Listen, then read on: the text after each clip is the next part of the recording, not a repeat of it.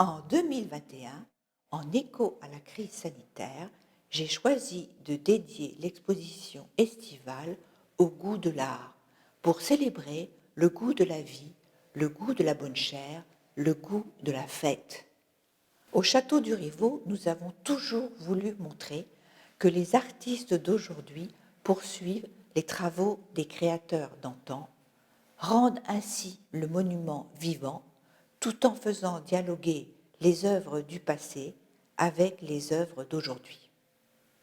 L'exposition se présente comme un vaste cabinet de curiosités, riche des trésors d'une cinquantaine d'artistes qui déclinent, souvent avec humour, les différentes facettes que le goût leur inspire. Le goût a deux sens. C'est une inclinaison esthétique, mais c'est aussi une saveur reconnaissable.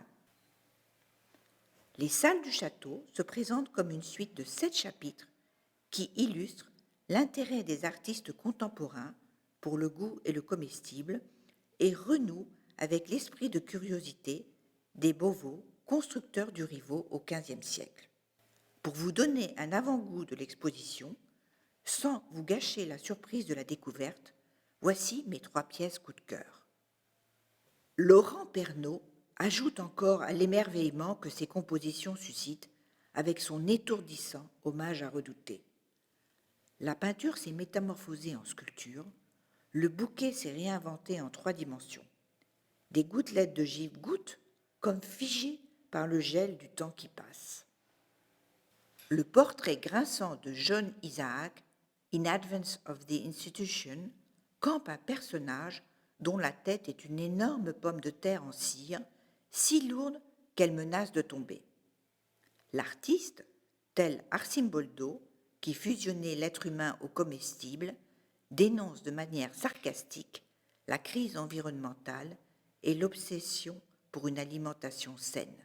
Le dernier souper de Corinne Bornier fait bien sûr référence au dernier repas du Christ et des apôtres. 13 assiettes, couverts, verres et tout un bestiaire, sauterelles, scorpions, menthes religieuses, façonnées à partir de déchets d'eau de volaille, invitent à la promesse d'un banquet. Mais en regardant de plus près, chacune des scènes, ciselées à la façon d'un orfèvre, revisite les vanités d'antan. Ces memento mori entrent en résonance avec radicalité à la prise de conscience de l'état du monde d'aujourd'hui et semblent condamner la surconsommation.